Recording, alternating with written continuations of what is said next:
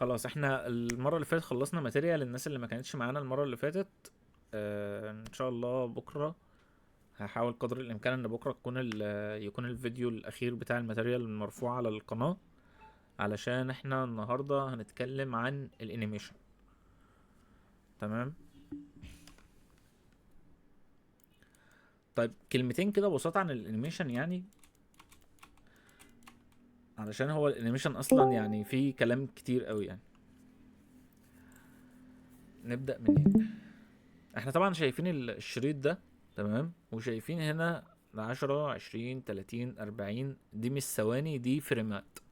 اي فيديو في الدنيا سواء بقى بيتصور او فيلم او انيميشن او اي حاجة، الفيديو اللي احنا بنتفرج عليه ده عينينا بتشوفه على انه حاجة بتتحرك قدامنا، ده عبارة عن صور متجمعة ورا بعض على هيئة فريمات، وبتجمع آه ب...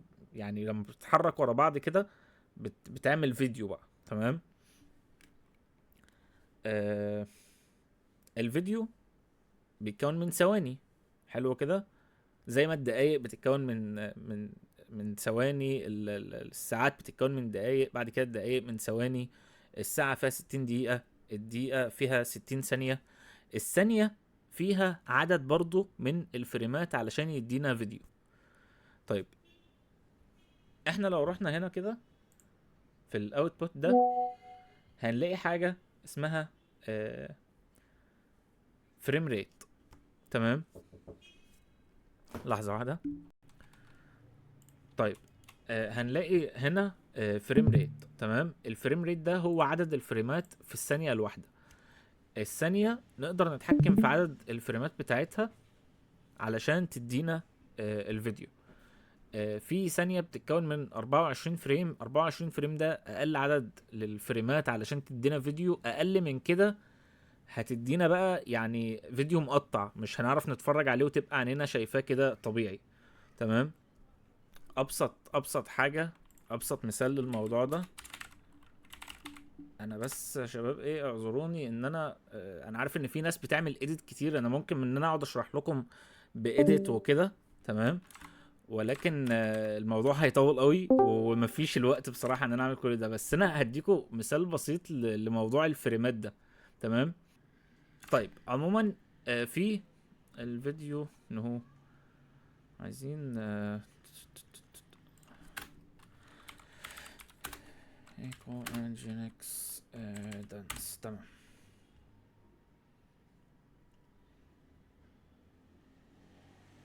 ماشي. الفيديو ده عموما او المسلسل ده معمول تقريبا كانوا عاملينه على 120 فريم بير سكند. 120 فريم بير سكند ده ليه؟ لان هم كانوا بيعملوا فيه سلو موشن كتير وكده، فلما بتعمل عدد الفريمات في الثانيه 120 وتبدا انك انت تمط الفيديو، فبيديك السلو موشن اللي احنا بنشوفه في الافلام. تمام. لكن اجوا في لقطه كده في المسلسل ده وعملوا كان في يعني رقصه ما بين البطل والبطله، يعني عموما ما علينا. بص بقى، شايف تحرك الفيديو هنا عامل ازاي؟ تحس ان في يعني فريمات مقطعه، يعني تحس عارف انت الحركه اللي هي دي، ده مش سلو موشن.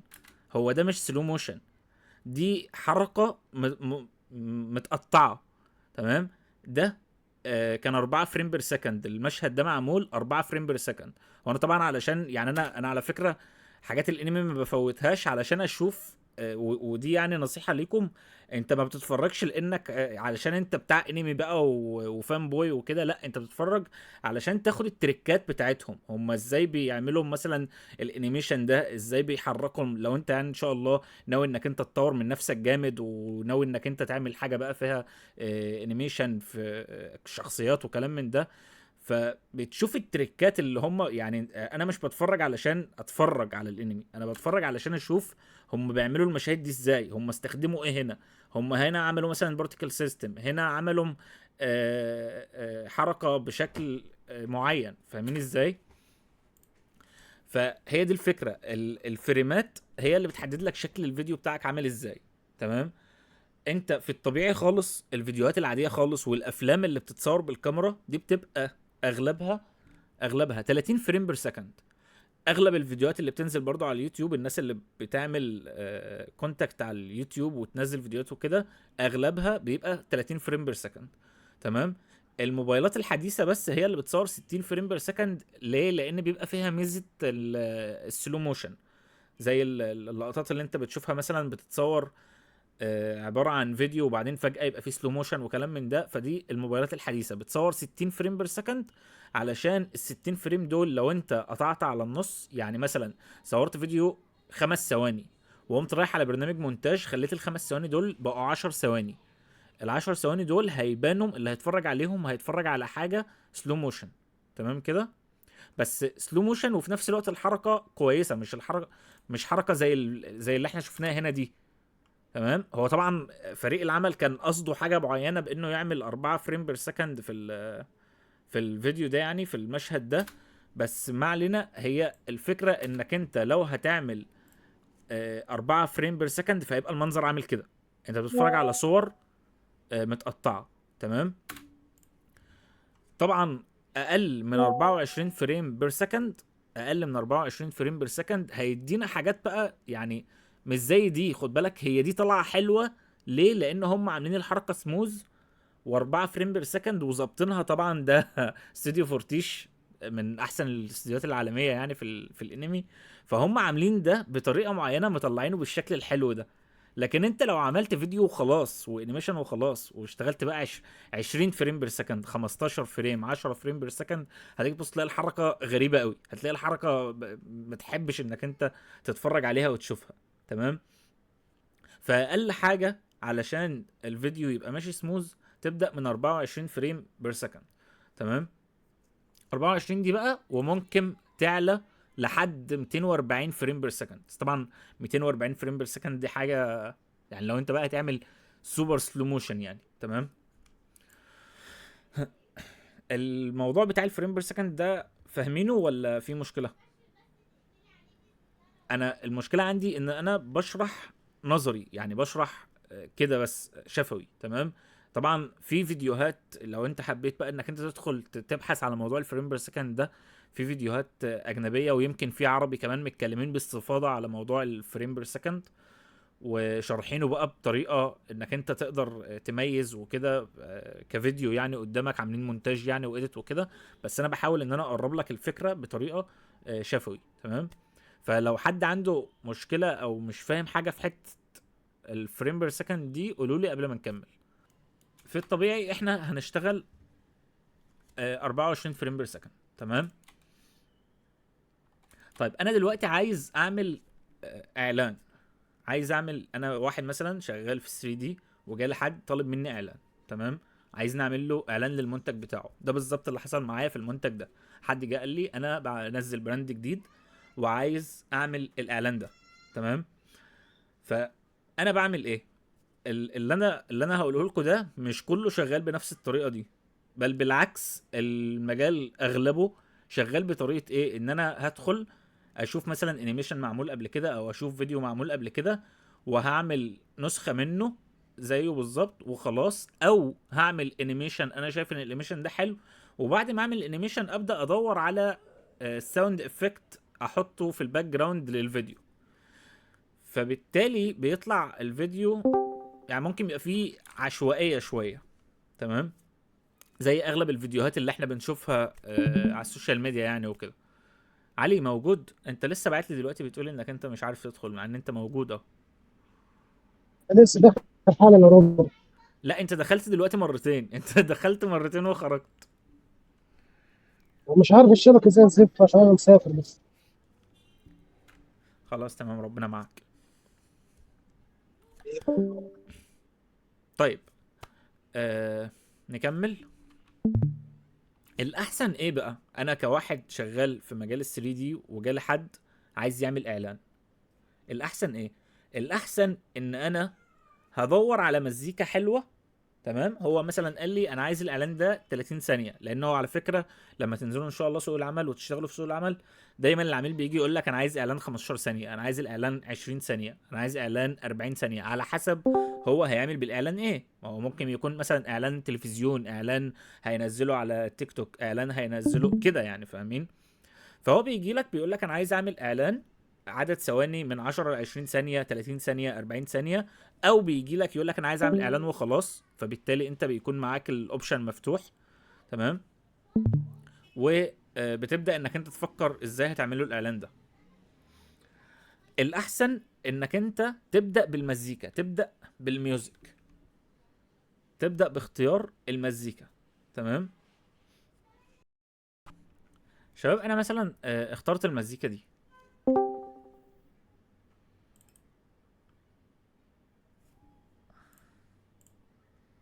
I wouldn't bother, don't fight them over. ما اعرفش اصلا انتوا سامعين ولا لا، سامعين عندكم في الصوت بيظهر عندكم في الاستريم ولا لا؟ اه بس عمالة تخبط وترزع فيها جامد. طب ههدي الصوت شويه وقولوا لي. تمام. انتوا معايا اصلا ولا هي نفس المشكله عندي؟ لا سامعك تمام، سامعين.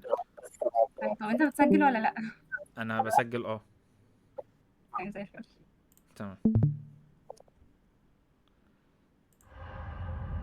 انا دلوقتي اخترت المزيكا دي. تمام كده. انتوا سامعينها كويس ولا لسه في مشكله، ولا الصوت بتاعها احسن كده؟ هي واضحه عندي، ايه. واضحه عندي اه.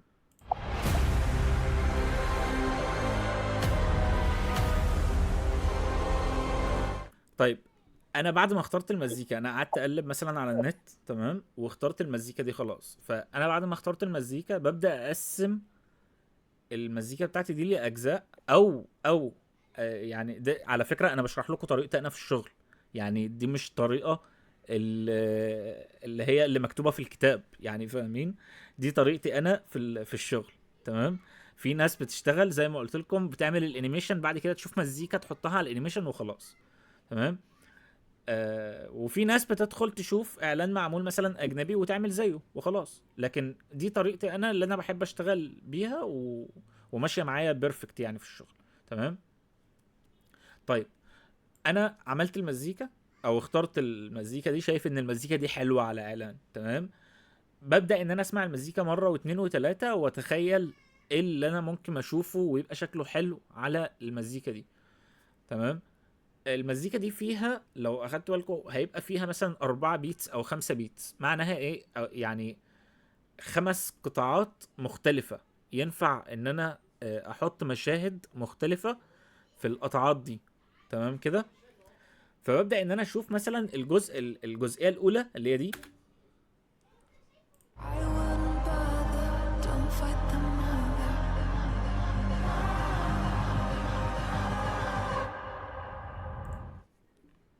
هنا بالظبط بيحصل قطعة. تمام كده. فانا ببدا اقسم المزيكا بتاعتي، بس طبعا مش على يعني مش على الوينامب. انا بقسمها في برنامج مونتاج علشان اشوفها هي قد ايه كفريمات. يعني احنا مثلا لو بصينا هنلاقيها 9 ثواني و20 فريم، او 9 ثواني و12 فريم. فاهم ازاي؟ فاهمين ازاي؟ فانا بشوف انا هقطع منين كفريمات. تمام. التسع ثواني مثلا هضربهم في 24، فهيدوني وات ايفر الرقم. انا كده كده الاله زي ما انتم شايفين الاله قدامي هنا على طول. بقوم فاتح الاله كده. ثانيه واحده. سوري يا شباب معلش. فببدا اقطع الفيديو بتاعي زي ما قلت لكم، او المزيكا بتاعتي لفريمات. تمام. وابدا ان انا اعمل الانيميشن عليها. تمام كده.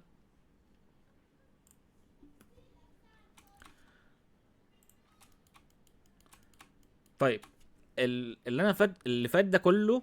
تمام. دي كانت يعني المقدمة لموضوع الانيميشن وازاي هنعمل الانيميشن بتاعنا هنا.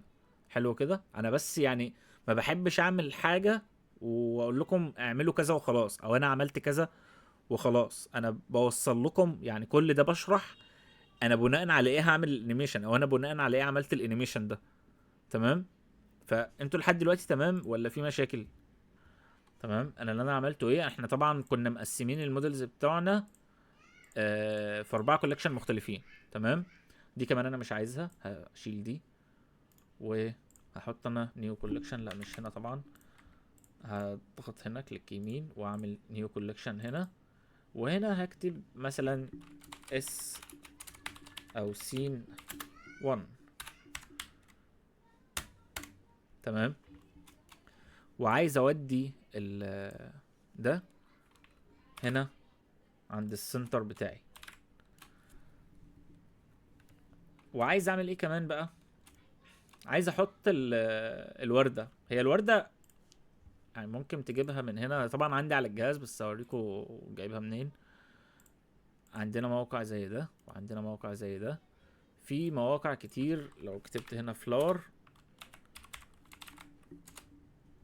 هيجي لك بس تعمل داونلودابل هنا كده، هيجي لك طبعا فلاورز كتير. دي اوبجكتات، دي 3 دي اوبجكت. تمام. دول 3 دي اوبجكت. تمام.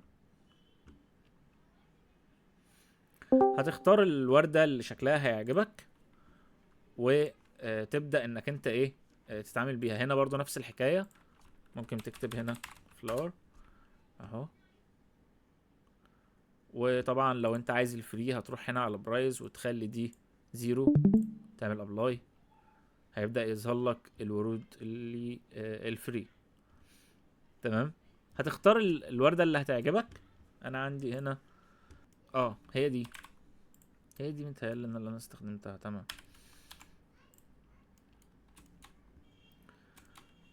طيب اول ما بننزل الاوبجكت من اي برنامج، من اي موقع، سوري، من اي موقع من مواقع ال 3 دي. تمام. الاوبجكت ده بينزل، والله التوبولوجي بتاعتها كويسة يعني. خلونا بقى ايه لما يبقى ينزل لنا، يعني احنا هنستخدم حاجات تانية طبعا، ففي حاجات هتبقى التوبولوجي بتاعتها خربانة فساعتها هنشرح احنا هنعمل ايه. لكن دي التوبولوجي بتاعتها كويسة يعني. انت لو بصيت كده هتلاقي ايه، يعني اغلبها كوادز، الدنيا كويسة يعني. في والله شوية بتاع هنا. احنا هنا ممكن نضغط بس الت مع جي. لحظة ما افتح لكم السكرين بس.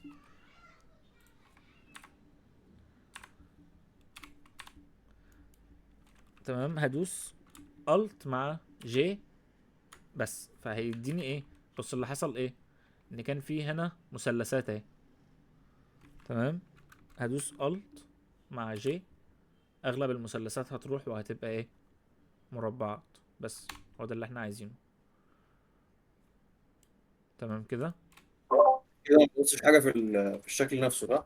ايه، كده انا ما بوظتش حاجه في الشكل نفسه. لا في بيتأثر وفي ما بيتأثرش، بس الشكل ده ما اتأثرش اهو. وانا المفروض ابص بعد ما اخلص الحركة اللي انا عملتها دي. ماشي.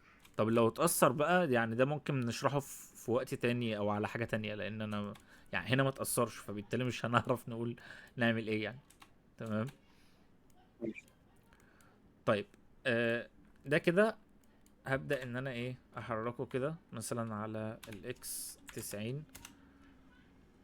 هحتاج ان انا ارفعه شوية كده، اعمل له روتيت كده. هروح ب7، هضغط 7 من نمبر باد وهصغر الوردة سكيل. تمام. هنا مش هعمل ابلاي سكيل على فكرة، بس ليه بقى؟ لان انا هنا مش ماسك اي حاجة من الوردة، انا هنا ماسك ام بي تي. انا ما اتكلمتش في موضوع الام بي تي ده قبل كده صح؟ لا. اه طيب. طيب هنتكلم فيه دلوقتي. خلونا نكمل اول، نودي دي مثلا هنا كده. تمام. انا يعني مش بالظبط ولكن ايه بقربها يعني كده. وخلونا نتكلم اول على موضوع الام بي تي ده. اخفي ده دلوقتي، مش عايزينه. مش هيتخفى الا لما ننزل خالص كده. طيب انا هنا هعمل شيفت ايه وهروح على ام بي تي. تمام. في عندي شويه خيارات في الام بي تي دي. تمام. زي الاكسس بلان، الكيوب، هم كلهم على فكره يعني شبه بعض، عباره عن ايه؟ حتى لو انا نزلت كيوب هو مش هيبقى كيوب، هو هيبقى شكله بس من بره كده. تمام. الاكس بلان اهي مثلا اهي. الامبتي مش بنستخدم معاها السكيل، مش بنحتاج ان احنا نستخدم معاها السكيل. هتيجي تبص تلاقي السكيل بتاعها اهو. طب انا لو عملت ابلاي سكيل دلوقتي ماشي تمام، لكن لو ربطت بيها حاجه، يعني انا مثلا عايز امسك الموديل ده، سيلكت اوبجكت كده، وهختار ده في الاخر. طبعا ده لازم يبقى الاكتف بتاعي. تمام. وهعمل كنترول بي set parent to object keep transform. انا بحب دايما ده، ما بحبش استخدم ده، بحب دايما ده. تمام. اسباب كتير ممكن نبقى نشرحها بعدين، يعني مش ضروري دلوقتي. حلو. آه انا دلوقتي لو مسكت الامبتي ده، انا طبعا لو مسكت الازازه وحركتها، الازازه تتحرك لوحدها. طبعا مش باين الحركه علشان احنا مش في الماتيريال اهو. الازازه تتحرك لوحدها. لو مسكت الغطا وحركته، الغطا هيتحرك لوحده. كذلك اي حاجه منهم لو مسكتها وعملت لها روتيت هتتحرك لوحدها. لكن أنا لو مسكت الامبتي دلوقتي وحركت الامبتي، كل حاجه مربوطه بالامبتي هتتحرك. تمام كده. كذلك برضو لو انا حركت الامبتي كل حاجه هتتحرك. لو انا عملت سكيل للامبتي، ده كمان هيتاثر بالسكيل، لكن هو كاوبجكت سكيل مظبوط، معمول له ابلاي للسكيل. انا اللي بتحكم في السكيل بتاعه ده، فبالتالي ده السكيل بتاعه مظبوط، ما تاثرش. هو ده اللي بيتحكم في السكيل بتاعه. واصلكوا الفكره او الخدعه اللي احنا عاملينها هنا هي ايه؟ هو كده البرنامج قاري شايف ان ده السكيل بتاعه تمام، لكن احنا بنتحكم في السكيل بتاعه من هنا.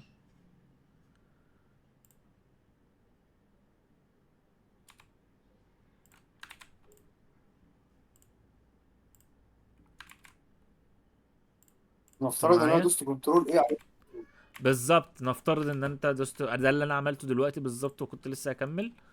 انا دلوقتي عملت سكيل اهو. تمام. هنا سكيل ايه 1.7. تمام. طب لو انا عملت ابلاي للسكيل ليه؟ علشان كده بقى احنا ما بنعملش ابلاي للسكيل. تمام. ليه؟ لان احنا منه بنقدر نتحكم في الاوبجكت بتاعنا ونغير في الشيب بتاعه من غير ما نأثر في السكيل او في اي حاجه في الاوبجكت. لكن لو انا مسكت الامبتي ده دلوقتي وعملت له ابلاي سكيل، اللي حصل ايه؟ ده السكيل بتاعه تمام، لكن ده او كل حاجه مرتبطه بيه هتلاقي السكيل بتاعها اتحرك او اتغير. احنا طبعا مش عايزين ده، احنا عايزين ده يبقى السكيل بتاعه 1. وده مش هيفرق معايا لانه مش هيظهر في الريندر بره. فاهمين؟ هو ده كده كده مش هيظهر في الريندر بره. تمام. فمش هيفرق معايا السكيل بتاعه ايه. طب سؤال بالنسبه للحته دي برضو. مم. هو الطبيعي كان ان احنا لما نيجي نبدا نشتغل على اي حاجه، دايما بتعمل سكيل او اول ترانسفورم، وبتعمل سيت اسمه ايه ده، اوريجين تو جيومتري، صح كده؟ مم. او جيومتري تو اوريجين، حاجه كده يعني، مش فاكر. اوريجين تو ف جيومتري. في الحاله دي بقى هنا بعمل احنا قلنا الابلاي سكيل مش هعملها اصلا انا كده مش كده، هعملها يعني زي للامبتي ما اه. نزل، صح كده؟ مم. ولا هعملها للازاز، ان هي الازازه خلاص هي ثابته. بالظبط. سواء انا جايب حاجه بقى من سكتش فاب او منزل من بلندر كيت، كله نفس المعامله، صح كده؟ مم. ساعات بقى لما باجي اشتغل ببقى اعمل اللي هي رايت كليك سيت اوريجين تو جيومتري، بلاقي الدنيا ساعات بتبوظ، فانا مش عارف بقى اعملها امتى وما اعملهاش امتى. بتعمل ست اوريجين تو جيومتري لايه بالظبط؟ للحاجات اللي هي زي كده، يعني حاجه مربوطه بامتي وانا جايبها مثلا من بلندر كيت. ما هو مش كل حاجه بتمشي عليها يعني بص، انا مثلا جايب ده من سكتش فاب. تمام. شايف ده عامل ازاي؟ اه يعني انا معايا هنا ده 1 2 3 4 امبتي علشان الورده. طب ما انا مش عايز كل ده، فتيجي تبص تلاقي ده بيأثر على ده، وده بيأثر على ده، وده بيأثر على ده، فاصبح ان بقى في لخبطه. اه انت فاهم ازاي؟ فانا دلوقتي يعني لو ما لعبت اعملش. في حاجه من دول الدنيا هتبوظ. طيب نكمل. انا طبعا مش عايز ده، انا عايز ده يبقى 1. هي كانت بس يعني معلومة على السريع كده. تمام. عايزين بقى نحط كاميرا. نعمل شيفت ايه ونضيف شيفت ايه ونضيف كاميرا. وده روز كنترولر وهنضيفه برضو هنا في سين واحد. اوكي، احنا هنعمل اول سيلكت. بص الحركه دي لو حصلت انا عملت ايه؟ انا شديت ده حطيته هنا، فقام الامبتي جاي لوحده وكل حاجه فضلت بره زي ما هي، فده طبعا غلط. فانا هعمل ايه؟ هضغط على الامبتي اللي هو بتاع الروز بتاع الورده دي، هضغط على الامبتي ده كده وهعمل كليك يمين وهعمل سيلكت هيراركي دي اهي، فهيقوم عامل سيلكت لكل حاجه. هضغط ام، حرف الام، وهوديه على سين 1. تمام كده. كذلك الكاميرا برضو، علشان الكاميرا ما نزلتش في سين 1 ما اعرفش ليه. الكاميرا برضو اهي، وهنزلها على سين 1. تمام كده. طيب انا مش محتاج الام بي تي في حاجه، بس مش مشكله هسيبه. الكاميرا دي بقى في كذا طريقه علشان اتحكم فيها. ممكن امسكها كده كاوبجكت واضغط جي وابدا ان انا اتحرك اكس واي زي ما انا عايز. تمام. الطريقه التانية ايه؟ الطريقه التانية ان انا مثلا هقف هنا اهو، وانا عايز بقى اللي انا شايفه دلوقتي هو ده اللي يبقى الكاميرا هي باصه من نفس الزاويه اللي انا باصص منها دي كده. فهعمل ايه؟ هضغط كنترول الت 0. تمام. طيب كنترول الت 0، انا دلوقتي الكاميرا حدودها بقت اهي اهو، انا كده باصص من خلال الكاميرا. فانا عايز ارفع الكاميرا فوق شويه، بس لما باجي ارفع مفيش حاجه بتتغير. اعمل ايه بقى علشان اتحكم في الكاميرا وانا باصص منها كده؟ هروح على الفيو من هنا كده، وهقول له هختار من هنا كاميرا تو فيو. هضغط كده. دلوقتي انا لو اتحركت كده، انا دلوقتي بتحرك بالكاميرا، بس خد بالك علشان في ناس بتخطأ يعني كده من غير الكاميرا. لو انت عايز تتحرك في السين كده، انا ضغطت هنا هتحرك بالكاميرا. تمام. خد بالك بقى الكاميرا دلوقتي بعيده، فانا عايز اقرب من الكاميرا. هتلاقي الكاميرا هي اللي بتقرب، فما تعملش كده. هتشيل اول دي وتقرب كده، وبعد كده تشغل دي تاني وتبدأ تظبط الكاميرا بتاعتك. فانت لازم تبقى عارف تلعب ما بين الاتنين يعني، فاهم ازاي؟ طيب مبدئيا التعامل مع الكاميرا، علشان اللي ما فهمش نقول تاني من البداية خالص.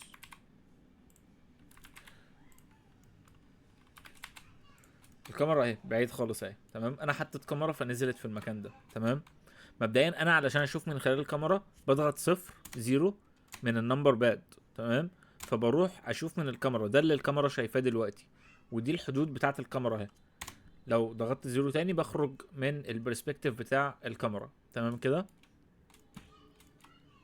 طيب انا دلوقتي علشان اجيب الكاميرا تشوف هنا، انا طبعا مش شايف الكاميرا شايفه ايه، فانا هقعد احرك جي وهحرك الكاميرا كده، الفها كده، وحاجه مش عمليه خالص صح، هتاخد وقت معانا كتير، غير اصلا ان انا مش شايف الكاميرا شايفه ايه. تمام. فانا لازم اروح كده علشان اشوف الكاميرا شايفه ايه. طيب الحل الاحسن من كده ايه؟ ان انا مثلا الكاميرا اهي، هروح قدام يعني هبص كده على الشكل اللي قدامي اهو، وانا دلوقتي عايز الكاميرا تبقى شايفه اللي انا شايفه ده. فهضغط كنترول الت 0، هتبص هتلاقي الكاميرا بقت اهي. طيب انا عايز اعدل الكاميرا، يعني الكاميرا اهي بس مش معدوله، يعني انا اهو مسكت الكاميرا عايز اعدل ده بديله الكاميرا. إن أنا أضغط على الكاميرا. ايه؟ الصور ده بديله ان انا اضغط على زر الكاميرا اللي في الجنب، اللي هو بضغط كنترول الت. سوري معلش تاني. كنترول الت 0 الاختصار اللي انت قلته، بديله ان انا بضغط على رمز الكاميرا اللي في الجنب اليمين. لا هو كده كده انا هروح برضو اضغط على زرار الكاميرا تو فيو.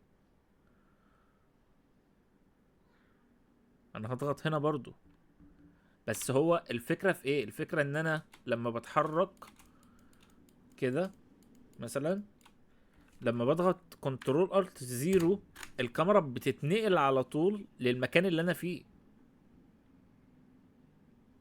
ده غير ده، دي حاجة ودي حاجة. انا هنا ليه هنا بضغط هنا ليه؟ علشان اتحرك بالكاميرا. لما بتحرك في الفيو بورد كأني بتحرك بالكاميرا. يعني الاوبجكت هو ثابت وانا بتحرك بالكاميرا. بالظبط اه. لكن لما ببقى في مكان كده وعايز الكاميرا تيجي عندي على طول، ما انا بدل ما اروح للكاميرا وابدا ان انا اقعد احرك فيها، انا اجيب الكاميرا عندي بكنترول الت 0. يعني بعد كده ابدا اتحكم في الكاميرا واتحرك بيها عادي اهو.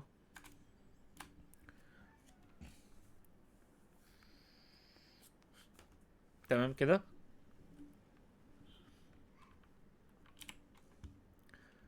طيب مبدئيا برضو من ضمن الحاجات اللي دايما بحب اشتغل بالنظام ده، ان انا بقسم الشاشة بتاعتي يا اما كده يا اما كده. في حالة ان انا ايه، لو شغال على فيديو بالعرض مثلا،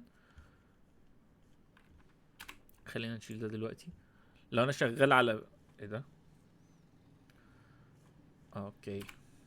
هو انت اتحكمت في التلاتة ولا ايه؟ ماشي. او ممكن مثلا اسيب دي كده، تمام، واسيب دي من غير. على فكرة انا دلوقتي فتحت مثلا تلاتة اهم، تمام.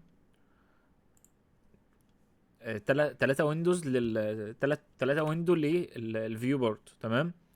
واحدة منهم هشيل من عليها الكاميرا تو فيو دي، وواحدة منهم هسيب الكاميرا تو فيو. ليه بقى؟ انا هنا هطلع من الكاميرا خالص، حلو، وهنا هتحكم في الكاميرا بتاعتي، وهنا هشوف الكاميرا شايفة ايه. عادي يعني، هو كده كده الطريقة برضو مش حاجة ثابتة، ولكن الطريقة اللي تريحك اشتغل بيها. انا هنا هشيل كل حاجة هنا بحيث ان انا ابقى شايف اللي الفيديو شايفه بس، وهشغل كمان الماتيريال بحيث ان انا ابقى شايف بالظبط ايه اللي الفيديو بتاعي هيبقى شغال عليه، تمام. كمان الفيديو ده ما كانش 1920 في 1080، هو كان فيديو سينماتيك، كان 2200 تقريبا، كان 2224 حاجة زي كده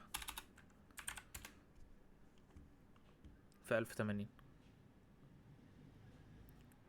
تمام. هو السينماتيك ده بيبقى ليه مقاس مختلف يعني؟ ايه الفيديو السينماتيك بيبقى ليه مقاس مختلف؟ اه.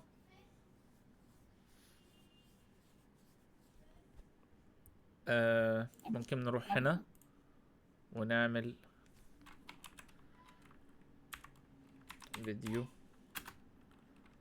كان اسمه ايه، اسبكت راشيو، اهو اهو، تمام. ده السينماتيك بتاع التلفزيونات الكبيرة، بيبقى 21/9، ل9/16 ده الريلز والحاجة بتاعت الموبايلات. ال16/9 ده مقاس اليوتيوب، تمام. الوايد سكرين ده الشاشات، بس الشاشات اللي هي المربعة شوية، 16/10 بدل 16/9، تمام. ال4/3 دي الفيديوهات بقى اللي هي القديمة، التلفزيونات الحاجات القديمة دي اللي هي بتبقى مربعة شوية دي. السينماتيك دي بتبقى تقريبا يعني 2200. هي وانا مش فاكر بالظبط، بس هي لان انا قليل لما بشتغل عليها، بس هي موجودة وانا ما اعرفش فين. يعني لو بحثت شوية هجيب بقى هحول مثلا دول، يعني انا هدخل احول دول لارقام بقى ريزولوشن. طبعا احنا عارفين اللي هي 16/9 1920 على 1080، وعارفين ال16 على او ال9/16 اللي هي بقى العكس 1080 على 1920، تمام. الباقي بقى ليه برضو ريزولوشن بس انا مش فاكره دلوقتي، فممكن بالبحث طيب ده برضو. بيكون بناء على طلب العميل يعني؟ ايه ده بيكون بناء على طلب العميل صح؟ اه طبعا. طيب انا لو شغال فيديو ريلز، ودي طبعا اغلب الفيديوهات اللي بتطلب، كل اللي انا هعمله ايه، هشيل دي كده وهخلي دي كده، هخلي دي 1080 في 1920 اهو، وهخلي دي الشاشة بتاعتي. تمام.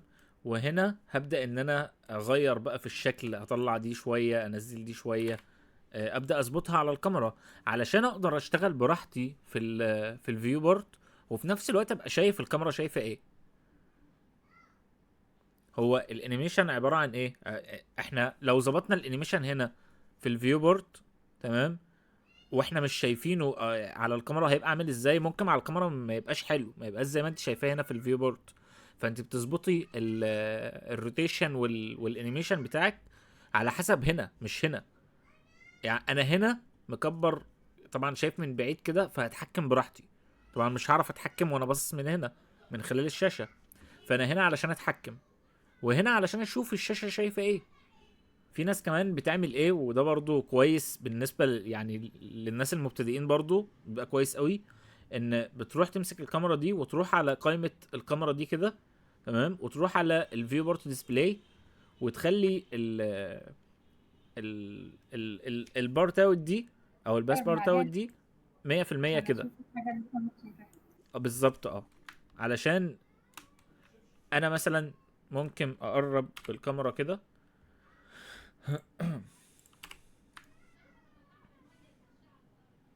كده، ولو دي دلوقتي في الطبيعي دي هتبقى الوردة باينة من بره، دي باينة من بره، فانا مش هبقى مركز قوي، فممكن يطلع معايا كده وهي في الاصل ابقى مفكر ان انا ماشي كده كويس، وهي في الاصل مقطوعة كده.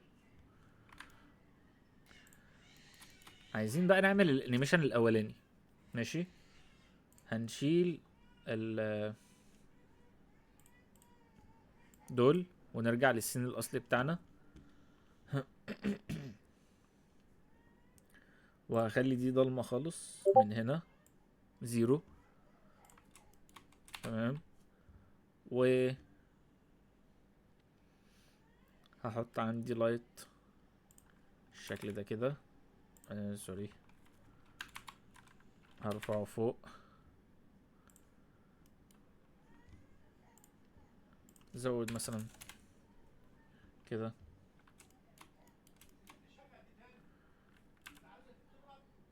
تمام. ممكن اعمل روتيت على الاكس كده. ممكن موضوع اللايت ده يعني في كلام كتير قوي بقى. تمام. وانا مش عارف ابدا لكم منين بصراحه ولا اقول ايه، مش عارف.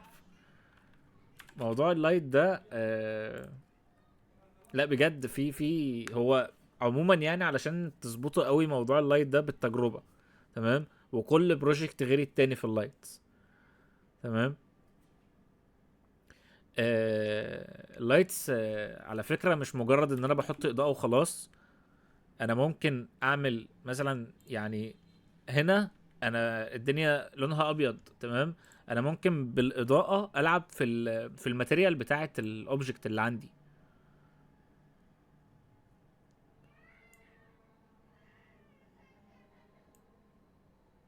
تمام. انا ممكن مثلا ما اخليش الاضاءه مركزه على الاوبجكت، واركزها مثلا على اي حاجه في الجنب كده، اي حاجه في الجنب كده، وهحط قدام الاضاءه بلين،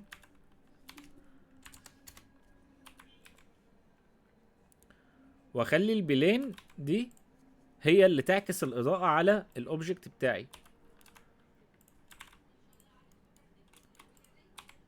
بص انا ماليش دعوه باللايت اهو، انا بكبر دي، في اضاءه هنا بتتغير، يعني ركزوا هنا كده الاضاءه بتتغير.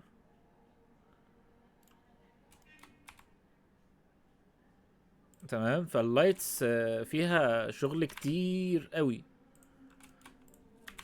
ولو عملت ده روتيت برضو الاضاءه هنا بتتغير.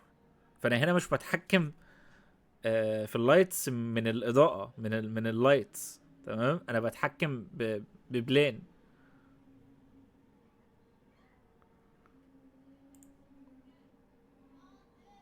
انتوا معايا؟ فحته الاضاءه دي فيها كلام كتير، فيها شغل كتير، فيها يعني براحتكم عيشوا حياتكم فيها يعني. تمام. انا كمان لو الاصدار بتاعكم، لو الاصدار نعمل بس هنا ابلاي سكيل كده. لو الاصدار كام من اول مثلا 4 و3 تقريبا، من اول 4 و3 او يمكن من قبل كده، مش فاكر بصراحه هي نازله الخاصيه دي نازله من اصدار كام بالظبط. ممكن اضيف هنا لايت. طبعا لو انا ما شرحتش حته اللايتس دي، فانت بتعمل شيفت ايه، بتروح هنا على قائمه اللايت دي، بتبدا انك انت تضيف لايت. ممكن عندنا بوينت، عندنا صن، عندنا سبوت، عندنا اريا. الاريا دي احسن استخدام في اللايت. فانا هحط اللايت دي هنا وليكن. تمام. انا عايز احط اللايت دي ماشي، هحطها هنا. تمام. وهجيبها كده شويه، وهجيبها على الاكس كده شويه، وهعمل روتيت على الاكس كده حبه كده. انا دلوقتي بعمل، عايز باللايت دي انور على ال انور على الورده دي. تمام. لكن هي مع الاسف منوره على الورده وعطياني شكل بشع كده على الازازه. تمام. فانا ممكن اعمل ايه، ممكن اروح باللايت دي، اروح هنا على القائمه بتاعت الاوبجكت دي. تمام.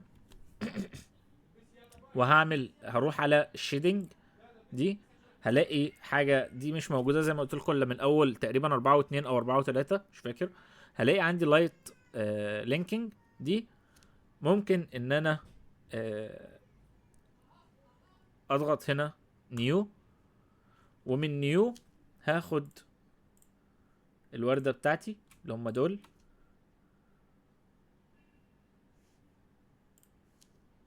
كده، واحطهم هنا.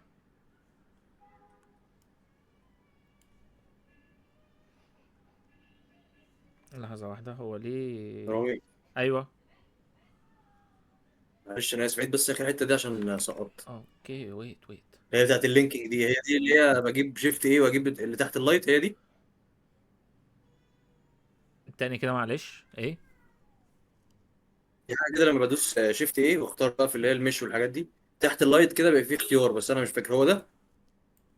تحت اللايت شفت ايه؟ لايت اهو. لا ده لا، مش ده. دي بقى لايت لا مش ده. انا اخترت لايت عادي خالص. بص طب معلش، نبدأ. تعالى من الاول، تعالى من الاول، معلش طب اه الحتة دي. تعالى من الاول. انا ضفت لايت اهو. تمام. اهو. تمام. ماشي. وتعالى كده سنة، وتعالى اما نعلي كمان اللايت ده نخليه 100 كده. لا 100 ايه ده، 30. ممكن نخلي الإضاءة دي محمرة شوية مثلا علشان تبقى ماشية مع الوردة. ماشي. ماشي. نعمل روتيت كده.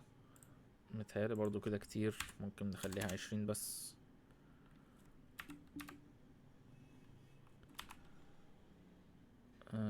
كده.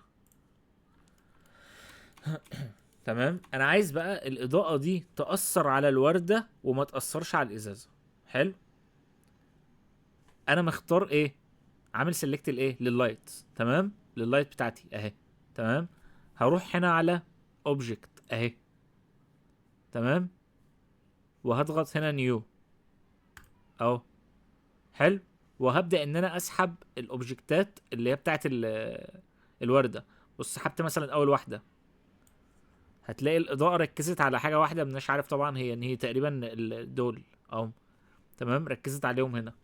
لو انا سحبت التانية، التانية دي اللي هي الوردة اصلا اهي، تلاقي نورت على الوردة. التالتة اهي اللي هي العود بتاع الوردة، والرابعة اللي هو الورق الصغير بتاع الوردة. وما عادش جايب اللايت على الازازة.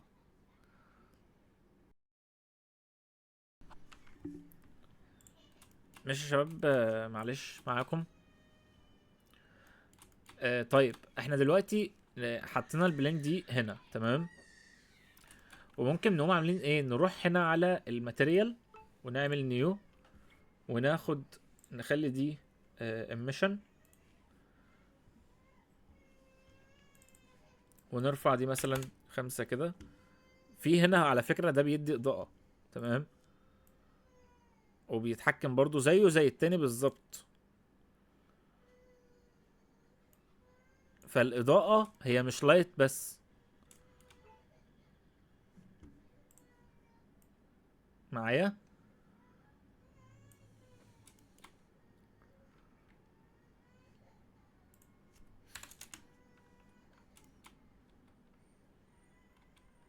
ممكن نعمل شيفت دي ونحرك دي كده كده، بس علشان نعمل ايه بقى؟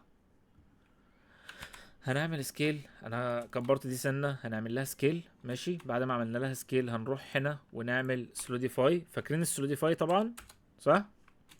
علشان كده تبقى واخده من الجنبين كده يعني. ممكن نعمل ابلاي ونروح على الماتيريال، بدل ما تبقى ايميشن هنخلي دي جلاس. فين جلاس؟ جلاس اهي. الرفنس زيرو. اوكي ويت، لا، هنقسم نشيل اول الماتيريال دي خالص ونعمل لها نيو ماتيريال ونخلي دي جلاس. تمام كده. الرفنس كل ما تعلي كده.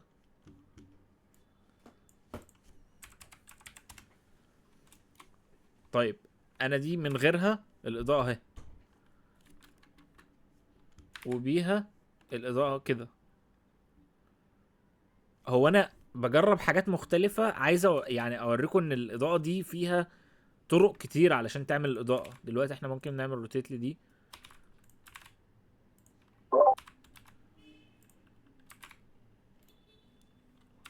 انت هنخلي واحده بلين فيها ايميشن، الثانيه ازاز، صح كده؟ اه،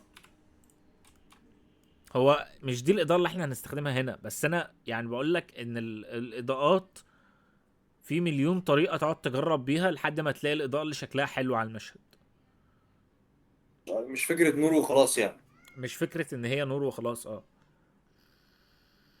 طب والفيس اورينتيشن انت ما استخدمتوش هنا؟ لان انا هنا عملت سلوديفاي، لان انا هنا هستخدم الناحيتين، واحدة بتعكس وواحدة يعني الاضاءة المفروض تخش من هنا تخرج من الناحية التانية. تمام تمام، يعني الفيس اورينتيشن دي مش هستخدمها عشان هي اصلا انت قلت لنا ما بتظهرش في الريندر تقريبا، هي بس في ايديت مود حاجه كده، صح؟ اه، وانا ماسك دي اللي هي الجلاس دي، لما بزود الرفنس بتديني شكل في الاضاءة، اقلل الرفنس تديني شكل تاني في الاضاءة. اه. طب والبلين اللي انت حاططها في النص دي ايه من شويه كده قبل ما تعمل الاثنين دول، واحده في النص وجبت بس دي 90 درجه، دي او يعني جبت نص الشكل. لا لا لا، الازازه نفسها كنت انت حطيت بلين في نصها بحيث ان هي تجيب الجزء اليمين والورده والشمال كله مطفي.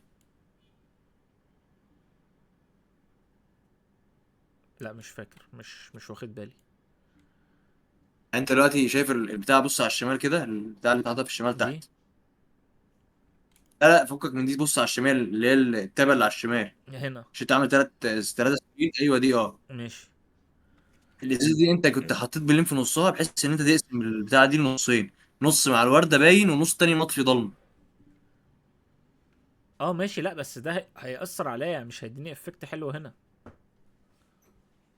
ما انا عارف، انا ممكن دي اعملها بفكره مثلا ان انا اقوم عاملها بتلف روتيشن مع الكاميرا، بحيث ان انا كاني بجيب الازازه يعني النور بيجي ويروح زي الشمس براحتك، كده. ده بقول لك براحتك انت في الاضاءة دي العب براحتك. تمام. تمام. طيب احنا ممكن نخلي دي روتيشن صفر، لا 90. تمام. ونيجي هنا شوية كده ونطلع قدام سنة بسيطة كده، وده افكت اهو، بس علوا ده شوية. ده افكت اهو.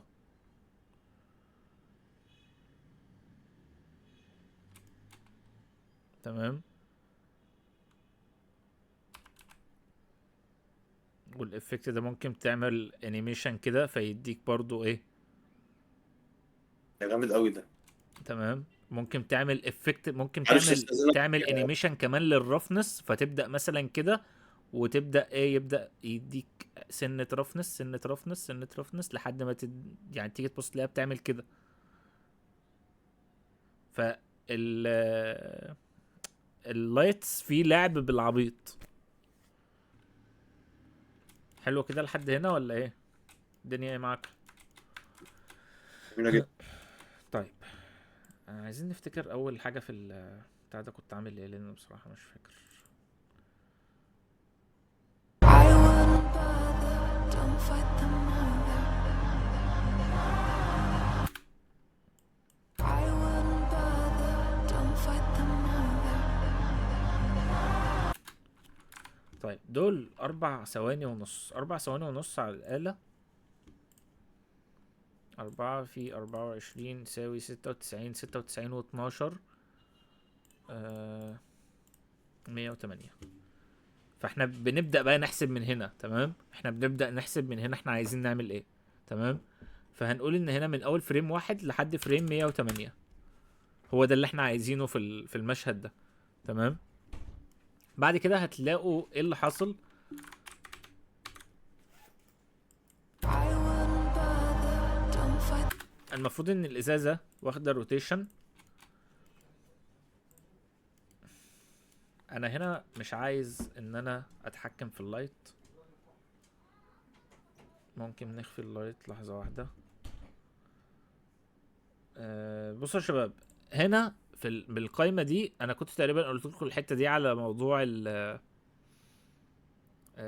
مش فاكر على موضوع البتاع ده اسمه ايه، الصورة، صح كده.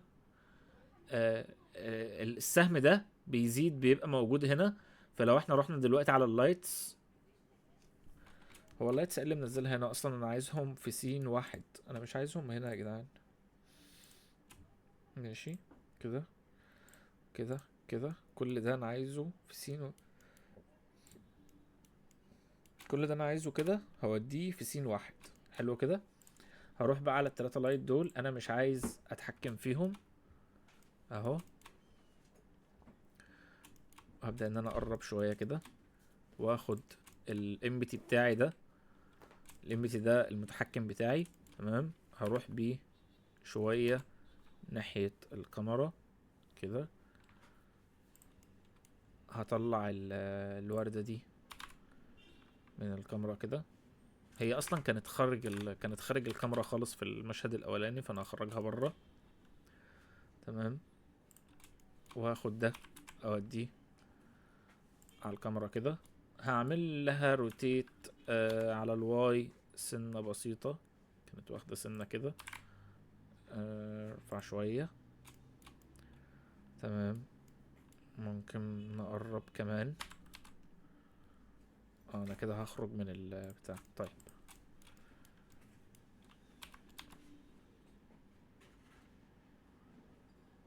كده، وامسك ده اقرب كده برضو. تمام، ممكن هنا نقلل. انتوا سامعيني لان انا موطي صوتي قوي، معلش. لما بركز في حاجه بيبقى صوتي واطي بس. سامعيني تمام. تمام. طبعا هي حته الظبط دي يعني مش يعني ده براحتك بقى، انت ممكن انت تعمل حاجه مختلفه عني شويه. فاهم.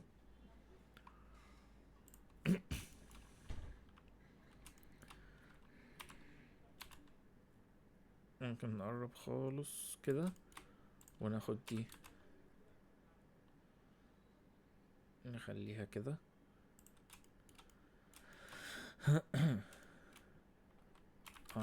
لا لسه في سنة بسيطة اهي. ماشي، وانا لو شلتها خالص ايه الدنيا؟ اعتقد عادي. ممكن نشيلها من اول مشهد، مش عايزينها في اول مشهد، بس نحطها ونركز من وراها اللايت. يعني خد بالك انا لو شلتها خالص، شوف اللايت عاملة ازاي. لو حطيتها قدام اللايت ووصلكوا كده، ونبدأ ان احنا هي حاجبه نقرب. السبوت بتاع اللايت. بالظبط، ايوه. تمام، نرفع دي سنة بسيطة اهو. حلو كده. بس طيب، المفروض ان هو هيبدأ بكده. ماشي، وبعدين انا نسيت حاجة. المفروض ان احنا بناخد ورقة او ورق من الورد ده ونقعد ايه نحركه كده حوالين الوردة. طب نعمل دي بقى ازاي؟ انا همسك مثلا الوردة دي. طبعا علشان امسك كل حاجة مرتبطة بالوردة دي هضغط ال، ممكن اروح على 3 اضغط ال. عايز اتأكد ان هو ماسك كل حاجة مرتبطة بالوردة دي. ممكن نعمل جي كده كده. لسه الطرف ده مش مرتبط اهو كده. تمام. وهعمل شيفت دي اهو. تمام.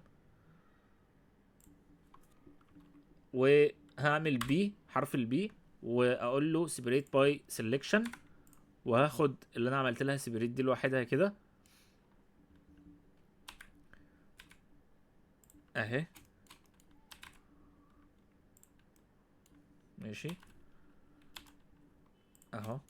وهقول له مش هينفع. هروح على اوبجكت طبعا علشان بس الادون ده مش عندكم يعني. هروح على اوبجكت set origin to geometry. تمام. وبعدين هعمل alt b وهقول له clear parent and keep transformation دي كده. تمام كده. بعد ما عملت كده هعمل ابلاي للسكيل بقى. انا خلاص ده اوبجكت لوحده، ده بقى اوبجكت لوحده ملوش علاقه خالص بالورده. هعمل كنترول ايه ابلاي للسكيل، وهخلي دي على الاكس واي زي الير دي اهو. وبعدين هعمل كنترول ايه تاني ابلاي للروتيشن. حلو كده.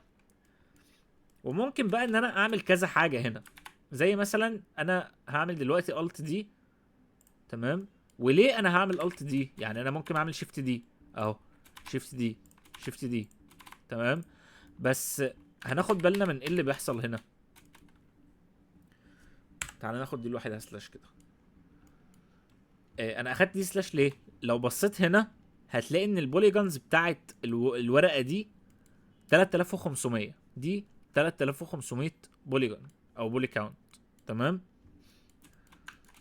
طيب انا لما هعمل شيفت دي، شيفت دي، شيفت دي، شيفت دي، ايه اللي بيحصل؟ كل مره بتتحسب ب 3500 وبقى عندي 24000. ولو انا بقى عملت منها 100 واحده ولا حاجه فانا بقى عندي مليون بوليجونز او مليون بولي كاونتس في البروجكت. وكل ده علشان ايه؟ علشان شويه ورق لورده. تمام. فانا هتقل الجهاز بتاعي وهتقل البرنامج على الفاضي. صح كده؟ طب لو انا عملت الت دي ايه اللي بيحصل؟ الت دي، الت دي، هتيجي تبص تلاقي ان هو بيزيدوا منظر بس. حاسب واحده بس. تمام. ولكن الباقي كله هو متاخد منها، يعني كانك بالظبط عارف انت اخد نسخه منها. تمام. ولكن مش محسوبه على الجهاز. هو الجهاز مش شايفه الا دي، او البرنامج مش قاري الا دي كبولي كاونت. تمام. طبعا ده بيأثر معاك في انك انت مثلا لو مسكت دي وبدأت ان انت تحرك فيها او تغير في الشيب بتاعها هتلاقي كله بيتأثر باللي انت بتعمله هنا. تمام. لكن تقدر تعمل مثلا لدي سكيل لوحدها، لكن ما تعملش ابلاي سكيل، ما ينفعش تعمل لدي سكيل تكبرها شويه تصغرها شويه لو انت يعني عايز تعمل ايه عشوائيه في الموضوع يعني. تمام. طب ما انا على طول بعمل الت دي بقى واريح الجهاز بدل ما اعمل شيفت دي في اي حاجه. ما هو مش في كل الحالات. انت لو عايز يبقى في اختلاف في الموديل ساعتها مش هينفع الت دي. لكن لو هو نفس الحاجه، يعني انا هنا ايه هعمل شويه ورق ورد والفهم حوالين الازازه، صح كده؟ فانا مش اه محتاج ان انا يبقى فيه اختلافات. تمام. تمام. طيب انا اللي انا عملته ده غلط قوي، فانا هاخد ايه دول كده كده، وهروح لوحدي هنا لوحدهم هنا اهو اهو. وهعمل كمان واحدة الت دي اهو. تمام. و انا عايز اعمل ايه بقى؟ عايز اخلي دول اكس الفهم يبقوا كده كانهم ممسوكين من فوق كده مثلا. تمام. واخليهم يعني انا مش عايز مش عايز العشوائيه دي، يعني قصدي مش عايز الترتيب ده، انا عايز عشوائيه. فهعمل ترانسفورم. حلو. وهقول له راندمايز ترانسفورم اهو. تمام. وهبدا العب في الروتيشن بتاعي. على فكره انا يعني في حاجه بتحصل اهو، بس هو بس ايه، انا محتاج ان انا ازود هنا عدد كبير شويه، وازود هنا عدد كبير شويه كده. تمام. ازود هنا برضو عدد كبير شويه كده اهو. تبص تلاقي ايه، كل واحد بقى بياخد شكل مختلف كده، صح؟ ايه اللي انا عملته ده؟ ماشي. تمام ماشي، حلو قوي. بس ممكن نغير في السيد مثلا. حلو. فيدينا ايه شكل كده مثلا. تمام. طيب هروح على 7 فوق كده، وعايز مش ممكن تعمل لهم فولو سيركل مثلا؟ فولو ايه. سيركل، تجيب كيرف وشكل سيركل تخليهم يعملوا له فولو باص، ما ينفعش؟ لا هو ينفع، بس مش ده اللي احنا عايزين نعمله. مش هيدينا الافكت اللي احنا عايزينه او اللي انا عامله هنا. I wouldn't bother, don't fight them. اه، ده انت خليهم تلف حواليه. هو هنا كل واحدة بتلف لوحدها حوالين الاوبجكت. مم. تمام. طيب انا ممكن في الحالة دي اعمل ايه بقى؟ لحظة واحدة. انا ممكن اخد فين الازازة اهي، select object، او ناخد دول كده. هما دول فين مكانهم؟ اهم. ونعمل نيو نيو فلاور. اي حاجة فلاور ايه مثلا، اي حاجة. ماشي. نقلتهم في مكان لوحدهم يعني. تمام. وهروح اشيل السين بتاعي ده من المشهد خالص، انا مش عايزه في المشهد. ماشي. تعالى ايه نشتغل بطريقة بدائية شوية. تمام. انا هاخد دي وهرميهم كده حوالين الازازة اهو.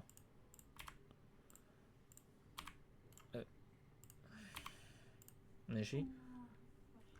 هما فين اهم؟ select object. تعالى اهو اهو.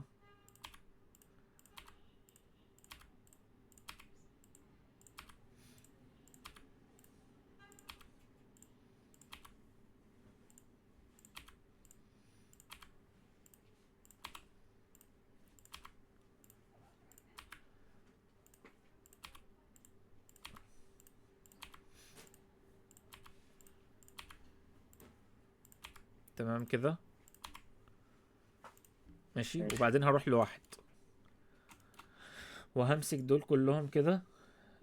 select object. طلعهم ممكن فوق سنة كده.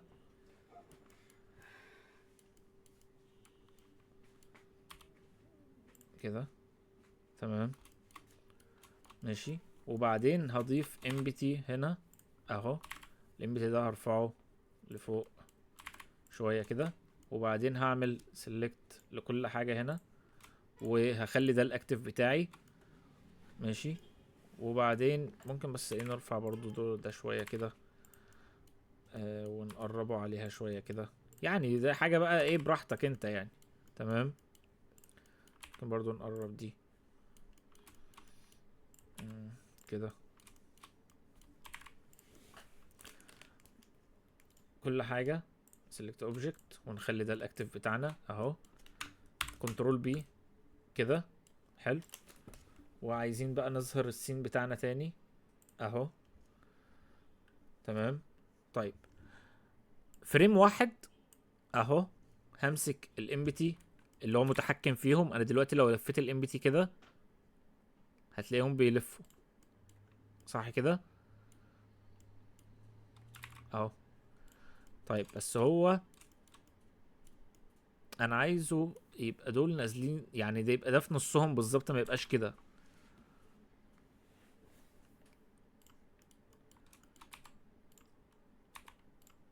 ممكن نعمل ده ازاي؟ لحظة. انا دلوقتي لو عملت سكيل سكيل للامبتي ده اهو، وهعمل شيفت زد، فهتيجي تبص تلاقيهم بيبعدوا عن بعض، بياخدوا مسافة. بص كده، تمام. ارفع دي بقى شوية كده، تمام. وممكن اروح هنا على اوبشن واقول له افكت اونلي بيرنت. دلوقتي انا لو حركت ده هيتحرك لوحده.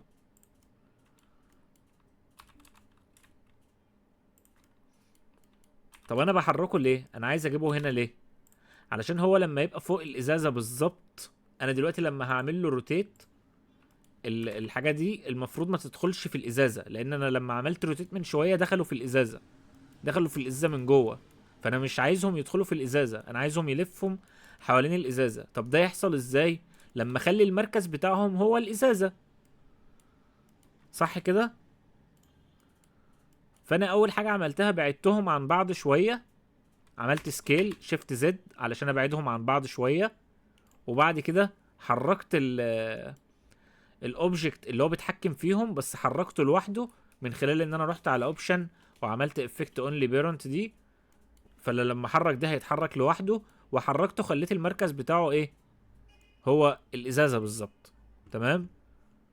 دلوقتي انا لما هعمل روتيت كده خلاص هو هيعملوا روتيت حوالين الازازه، تمام. عند فريم واحد بقى انا هعمل في الروتيشن ده، هعمل كي فريم اي، هقف هنا. انا علشان اعمل كي فريم عندي كذا كذا حل. اول حاجه انا ممكن اضغط كي وانا في نص الشاشه كده، اضغط كي هيظهر لي القايمه دي، هقول له مثلا insert كي روتيشن اهو، تمام. او الحل التاني ان انا هروح على الروتيشن من هنا كده وهضغط اي. خد بالك هنا هضغط اي، لو هنا هضغط كي، تمام.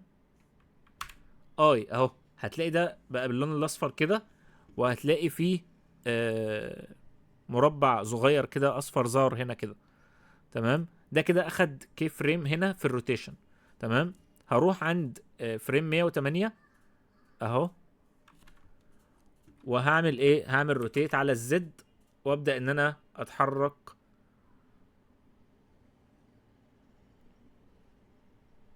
زي ما انا عايز بقى، الحركه اللي انا عايزها، تمام. ممكن اطلع فوق شويه علشان الحاجه دي تظهر، تمام.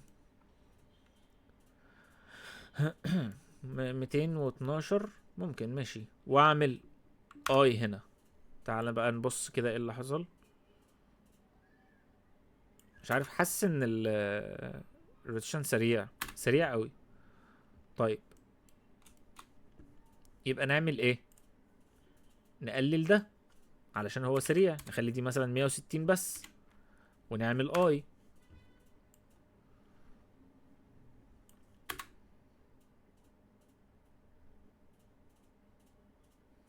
سريعة برضو، ممكن نخليها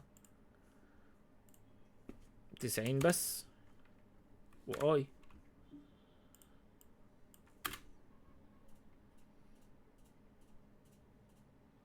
تمام كده الحركة بقت كويسة، بس مفيش اصلا حاجة بتبان. ليه؟ علشان دول بعيد عن الكاميرا اساسا يعني. فاحنا ممكن بقى نعمل ايه؟ نعمل ادجستمنت لللوكيشن بتاعهم، تمام. نجيب مثلا ده كده شوية، تعالى كده كده، اول واحد اتحرك، تاني واحد ظهر.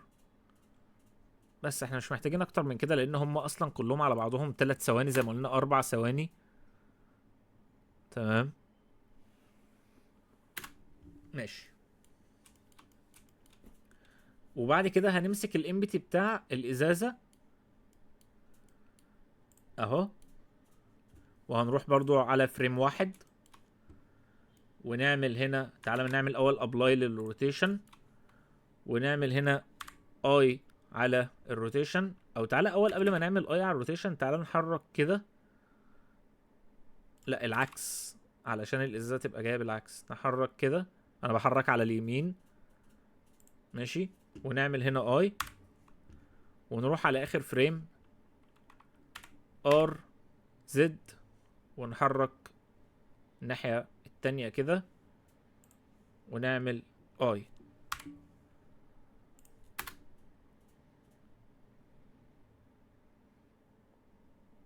طيب باي ديفولت هتلاقي ان الحركه بتبدا بطيئه، بعد كده الحركه بتسرع، وبعد كده بتنتهي بطيئه تاني. انا مش عايز ده، انا عايز زي ما الحركه تبدا زي ما الحركه تنتهي، كأني داخل على الفيديو او على المشهد والحركه اوريدي شغاله، يعني فاهمين ازاي؟ مش بتبدا وبعدين بتخلص. فانا هعمل ده ازاي؟ هضغط هنا، هضغط A، حرف ال A، فهيختار كل الفريمات اللي هنا، الكي فريم ده والكي فريم ده. هضغط حرف التي فهيظهر لي القايمه دي. دلوقتي انا لو ضغطت لينير، هو باي ديفولت بيبقى بيزيار دي، وبيزيار دي زي ما قلت لكم اللي هو بيبدا الحركه بتبقى ضعيفه، بعد كده الحركه بتسرع، بعد كده بتبقى ضعيفه تاني. فهختار لينير، فهتبقى الحركه كده ايه، من اول الفيديو لاخرها واحده. كذلك برضو الانبت التاني اهو، هعمل كده تي لينير بس كده. كده نحرك،